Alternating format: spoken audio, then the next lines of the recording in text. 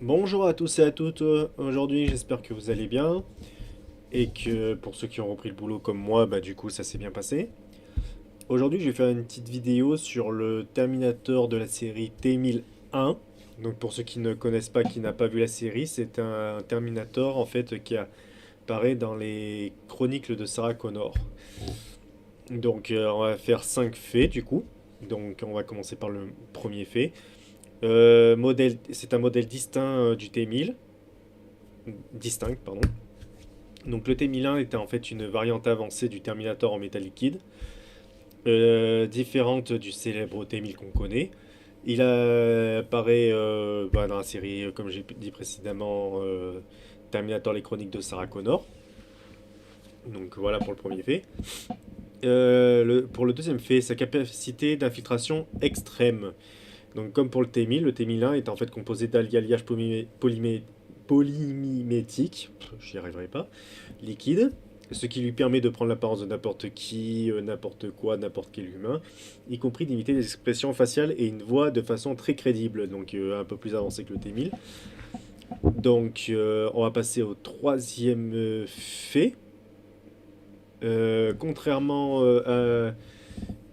à beaucoup de Terminators conçus pour des missions courtes, le T-1001 est conçu pour maintenir une couverture humaine pendant des années, occupant des postes de pouvoir et manipulant des organisations entières. Donc en fait, pour ceux qui ne savent pas, je m'en souviens plus exactement du nom, je sais qu'elle s'appelle Catherine, si je me souviens bien.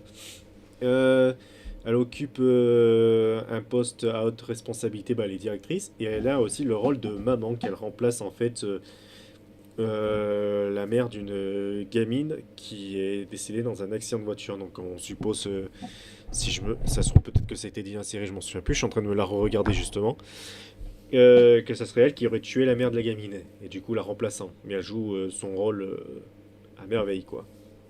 Donc voilà pour le troisième fait. Pour le quatrième fait, résistance et régénération très élevée. Donc elle peut absorber des dégâts physiques importants, balles, impacts, perforations et se reconstituer rapidement, comme le T-1000, tant que sa structure n'est pas exposée à des températures extrêmes ou des armes spécifiques. Donc un peu comme le T-1000 quoi du coup. Et cinquième et dernier fait, objectif est plus stratégique que destructeur, le T-1001 privilégie souvent la manipulation, la planification et l'influence indirecte plutôt que la violence immédiate, ce qui la rend particulièrement dangereuse face aux humains. Je parle de cet Terminator féminin parce elle a apparu que sous les traits de Catherine Severdeen, un truc comme ça, je crois que c'était. Donc voilà. Voilà pour ce Terminator. Bon, c'était une vidéo un peu courte, mais en même temps, elle a fait que des petites apparitions vite fait, notamment dans la saison 2, si je me souviens bien. Donc voilà.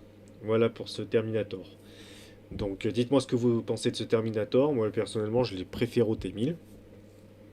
Mais, euh, mais bon, le T-1000 de Patrick Kirkman est beaucoup... c'est pas pareil, quoi. Mais c'est vrai que c'est un autre level. Donc voilà, bah écoutez, je vous souhaite une très bonne journée et puis à bientôt dans une autre vidéo.